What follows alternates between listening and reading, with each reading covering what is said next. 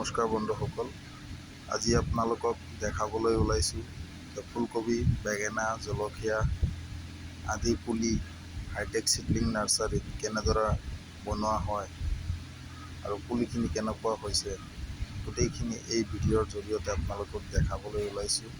আপোনালোকে চাওক, এইটো সয়েললেছ, ইয়াত কোনো ধৰণৰ মাটি প্ৰয়োগ কৰা হোৱা নাই, অকল ভাৰ্মি কম্পোষ্ট,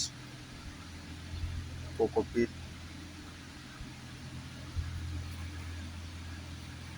সহায়ত এই পুলিখিনি বনোৱা হৈছে।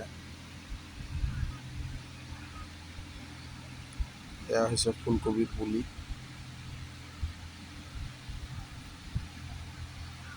হাইটেক চিডলিং নাৰ্চাৰীত মেচিনৰ সহায়ত এই পুলিখিনি বনোৱা হৈছে।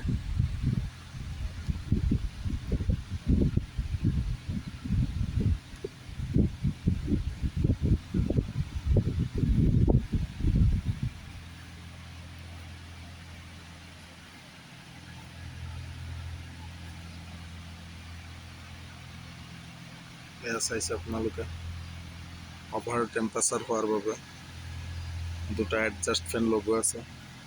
এই ফেনৰ জৰিয়তে এই নাৰ্চাৰীৰ ভিতৰত হোৱা টেম্পাৰেচাৰ কণ্ট্ৰল কৰাৰ কাৰণে এই এডজাষ্ট ফেন দুটা লগোৱা হৈছে। ইয়াতে যিখিনি গৰম ভাপ এইখিনি কমোৱাৰ কাৰণে এই বস্তুটো লগোৱাইছে। এইখিনি চাইছে, এইখিনি ষ্টেণ্ড, ইয়াতো পুলি ৰাখিব পাৰিম। এইটো চাইছে, এইটো কুলাৰ পেড, ইয়াৰ ওপৰেদি টোপাল টোপালকৈ পানী পৰে আৰু তাৰ পৰা ঠাণ্ডা বতাহ এইখিনি টানি লয়। এইখিনি জলকীয়া পেলোৱা হৈছে, এইখিনি আজি লগাই দিয়া হ'ব।